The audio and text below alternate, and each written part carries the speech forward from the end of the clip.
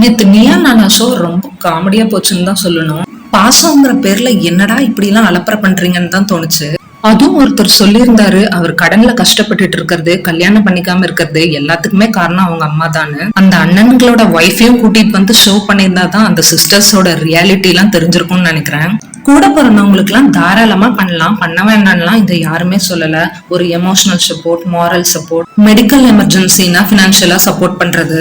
ஆனா ஒரு சிலர்லாம் இதையும் தாண்டி டூ மச்சா கொஞ்சம் ஹெல்ப் பண்றங்கிற பேர்ல பண்ணிட்டு இருப்பாங்க. அதெல்லாம் தான் தப்புன்னு சொல்றேன். மேக்சிமம் இந்த குடும்பத்துல வர பிரச்சனைக்கு அம்மாவா தான் காரணமா இருக்காங்க. கல்யாணம் பண்ணதுக்கு அப்புறமும் கூட பிறந்தவங்களுக்கு தான் எல்லாமே பண்ணணும்னு சொல்றது, எமோஷனலா பிளாக்மெயில் பண்றது. வீட்டுக்கு வந்த மருமக நமக்கும் சேவிங்ஸ் வேணும், பசங்க லைஃபையும் பார்க்கணும் அப்படின்னு சொல்லிட்டா போதும், உடனே குடும்பத்துக்கு எடுக்கிறா பிரிக்கிறா அப்படின்னு சொல்லிடுறது. மருமகளை உங்க சொந்த பொண்ணா பார்க்க வேண்டாம், நார்மலா ஒரு பொண்ணா பாருங்க போதும். ஏன்னா நம்ம என்ன விதைக்கிறோமோ அதானே நாளைக்கு நமக்கு கிடைக்கும்.